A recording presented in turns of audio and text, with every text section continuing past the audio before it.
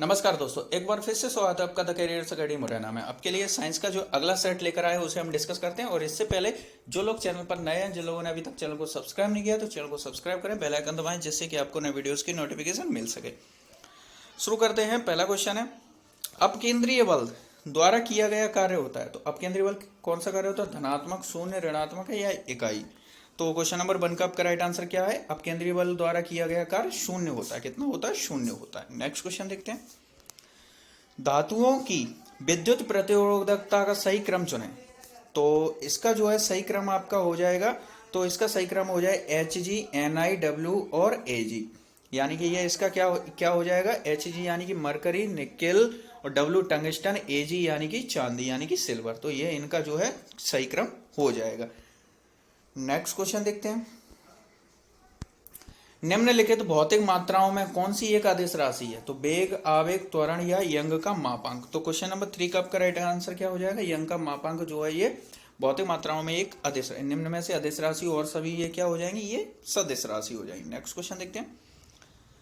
उस लवण का उदाहरण निम्न में से कौन सा है जिसके जलीय विलयन का पीएच मान 7 से कम होता है? तो ammonium chloride, sodium carbonate, sodium chloride या सोडियम बाइकार्बोनेट। तो इस क्वेश्चन का आपका राइट आंसर क्या हो जाएगा? Ammonium chloride. अमोनियम क्लोराइड ये क्या है? एक एसिड है। और अमोनियम क्लोराइड के अलावा ये सभी क्या है? ये सभी क्षार है। ये सभी कौन है? क्षार है। तो इनका पीएच मान 7 से अधिक हो जाएगा। और ये अम्ल है तो इसका पीएच मान जो है 7 से कम हो जाएगा। नेक्स्ट क्वेश्चन देखते हैं। लेंस बनाने के लिए निम्नलिखित में से किसका उपयोग नहीं होता है? तो किसका नहीं होता है? कांच, पानी, प्लास्टिक या मिट्टी। तो किसका यूज नहीं करते हैं? तो मिट्टी का यूज नहीं करते। लेंस बनाने में किसका? मिट्टी का यूज नहीं किया जाता। नेक्स्ट क्वेश्चन देखते हैं। एक वास्तविक गैस किसमें एक आदर्श गैस के रूप में क्रिया कर सकती है? तो वास्तविक गैस कौन सी आदर्श गैस के रूप में क्रिया कर सकती है? ऑप्शन है उच्च दाब और निम्न दाब, निम्न ताप, निम्न दाब और उच्च ताप, उच्च दाब और उच्च ताप, निम्न दाब और निम्न ताप। तो इसका आपका राइट आंसर क्या है? तो वास्तविक क्रिया कर सकती है। तो कहां पर कर सकती है? निम्न दाब और उच्च टेम्परेचर, यानी कि टेम्परेचर हाई होना चाहिए और pressure low, low pressure high temperature पर। नेक्स्ट क्वेश्चन देखते हैं। 70 किलोग्राम के भार को उठाने के लिए 98 यानी 9800 जूल की ऊर्जा का प्रयोग किया गया। तो भार को किस ऊंचाई तक उठाया गया? तो इसका यहाँ पर हमसे क्या पूछ लिया? एच की वैल्यू पूछ ली। तो यहाँ पर फॉर्मूला आपको लगा देना, क्या होता है? mgh। क्या है? mgh। लेकिन हमें यहाँ पर इक्वल में वैल्यू दे दी है तो 9800, और यहाँ से वैल्यू m दिया हुआ है आपको 70 दिया हुआ है, g आपको पता ही है कि यहाँ पर 10 ले लेना है, और h हमें यहाँ से निकालना है। तो यहाँ से 0 से 0 दोनों कट गई और इस 7 से ये कट गया तो 14 आ गया। कितना आ गया? 14। तो ये कितनी ऊंचाई तक उठाया गया? इसको 14 मीटर तक। तो इसका राइट आंसर क्या हो गया? 14। नेक्स्ट क्वेश्चन देखते हैं। परमाणु क्रमांक 57 वाला तत्व संबंध रखता है। तो परमाणु क्रमांक 57 वाला तत्व किससे संबंध रखता है? ऑप्शन है आपका D block, S block, F block या पी ब्लॉक। तो इसका आपका राइट आंसर क्या हो जाएगा? D block. तो परमाणु क्रमांक जो 57 नंबर का जो क्रम है ये डी ब्लॉक से संबंधित तत्व है। नेक्स्ट क्वेश्चन देखते हैं। अधिक अंतरकोशीय प्रसार के लिए कोशिकाएं विरल रूप में संचरित होती है। तो किसमें कौन है इसमें? ऑप्शन कोलेनकाइमा, पेरेनकाइमा, स्क्लेरेनकाइमा या फ्लोएम। तो क्वेश्चन नंबर 9 का आपका राइट आंसर क्या हो जाएगा? पेरेनकाइमा। पेरेनकाइमा जो है अधिक अंतरकोशीय प्रसार के लिए विरल रूप में संचरित होती है। नेक्स्ट क्वेश्चन देखते हैं। तत्व का परमाणु सबसे बड़ा और परमाणु सबसे छोटा होता है। तो किसका बड़ा और किसका सबसे छोटा होता है? तो इनमें से आपका राइट आंसर क्या है? तो आपको इसमें से राइट आंसर बताना है। तो इसका राइट आंसर ही हम देख लेते हैं। इसका राइट आंसर है एफआर और एच, यानी फ्रियोन और हीलियम। तो ये इसका जो है राइट आंसर है। नेक्स्ट क्वेश्चन देखते हैं। तरल पदार्थ के क्वथनांक पर क्या होता है? तापमान बढ़ता है, वायुमंडलीय दाब बढ़ता है, वाष्प दाब घटता है या तापमान नियत रहता है? तो इसका आपका राइट आंसर क्या हो जाएगा? तापमान बढ़ता है। क्या होता है? तापमान बढ़ता है। नेक्स्ट क्वेश्चन है। सूर्योदय के बाद पृथ्वी की सतह के निकट वायु किस कारण ऊष्मा प्राप्त करती रहती है? तो किस कारण से ऊष्मा प्राप्त करती है? सूर्यतापन, स्थलीय विकिरण, चालन या संवहन। तो क्वेश्चन नंबर 12 का आपका राइट आंसर क्या हो जाएगा? स्थलीय विकिरण। यानी पृथ्वी के अंदर से जो ऊर्जा निकलती है, जो हीट निकलती है, ये तो यही स्थलीय विकिरण के द्वारा जो है इसको ये प्राप्त ऊष्मा प्राप्त होती रहती है। नेक्स्ट क्वेश्चन देखते हैं। एक वस्तु उस समय स्थिर संतुलन में होती है जब विश्राम की स्थिति में हो, एक वृत्तीय मार्ग पर चलती हो, एक समान वेग से चल रही हो या उच्च गति पर त्वरित होती हो। तो इसका आपका राइट आंसर क्या हो जाएगा? विश्राम की स्थिति में हो। कौन सी स्थिति? विश्राम। नेक्स्ट क्वेश्चन देखते हैं। किसी पदार्थ में ताप परिवर्तन के दौरान संभारित ऊष्मा ऊर्जा किस रूप में संग्रहित होती है? ऑप्शन है ऊष्मा ऊर्जा, विभव ऊर्जा, गतिज ऊर्जा या गतिज तथा विभव दोनों ऊर्जाएं।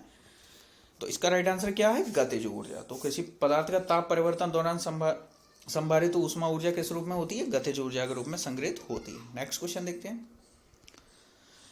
एक वस्तु पर 150 न्यूटन का बल कार्य कर रहा है, उस वस्तु को बल की दिशा में 5 मीटर तक हटाया जाता है, तो बल द्वारा किया गया कार्य क्या होगा? तो इसको आपको सिंपल सी एक छोटी सी कैलकुलेशन, आपको दोनों का कैलकुलेशन कर लेना है। तो इसका आंसर आ जाएगा 650 न्यूटन। कितना आ जाएगा? 650 न्यूटन।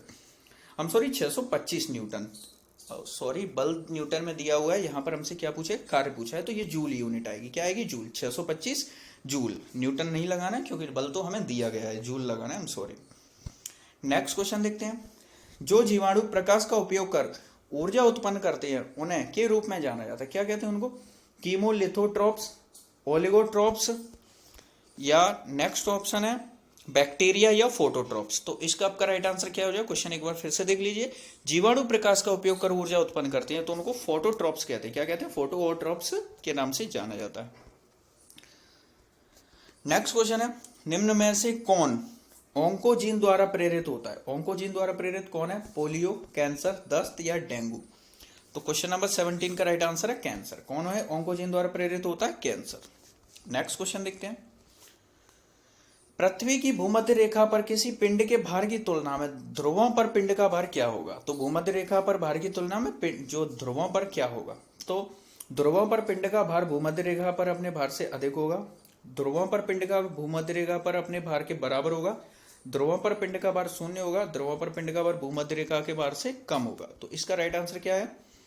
तो इसका राइट आंसर हो जाए ध्रुवों पर पिंड का भार भूमध्य रेखा से अपने भार से अधिक हुआ। यानी आपको क्या याद रखना है? भूमध्य रेखा पर भार यदि शून्य, भूमध्य रेखा पर भार शून्य हो जाता है और ध्रुवों पर भार सर्वाधिक होता है, तो क्वेश्चन बनता है कि भूमध्य रेखा से ध्रुवों की ओर जाने पर भार क्या होगा? बढ़ता जाएगा। और उल्टा बना दो तो ध्रुवों से भूमध्य रेखा की ओर आएंगे तो क्या होगा? भार घटता जाएगा। नेक्स्ट क्वेश्चन देखते हैं।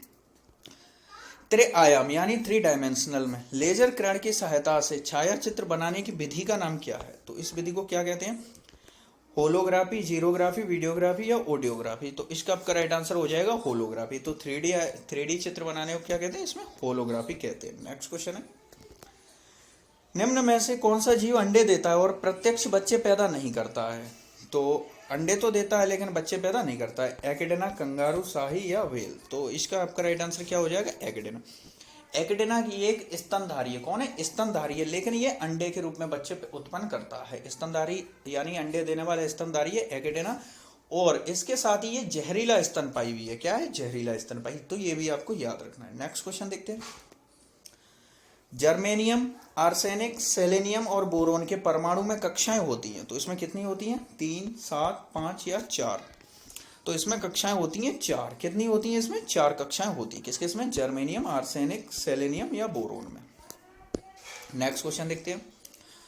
अपने कीबोर्ड के केबल को आप कंप्यूटर में किस पोर्ट में लगाते हैं? तो कंप्यूटर के जो कीबोर्ड केबल किस में लगाई जाती है? तो ये आप सभी को पता ही होगा, फिर भी देखते हैं। VGA port, Ethernet port, USB port या सैनपेडो पोर्ट? तो ये इसको लगाते हैं USB पोर्ट में। नेक्स्ट क्वेश्चन देखते हैं। निम्न विषयों में कौन रोबोट से संबंधित है? काइनेमेटिक्स, हाइड्रोलिक्स, साइबरनेटिक्स या मैकेनिक्स? तो इसका आपका राइट आंसर क्या हो जाएगा? साइबरनेटिक्स कौन जो है ये किससे संबंधित है? रोबोट से संबंधित। नेक्स्ट क्वेश्चन देखते हैं।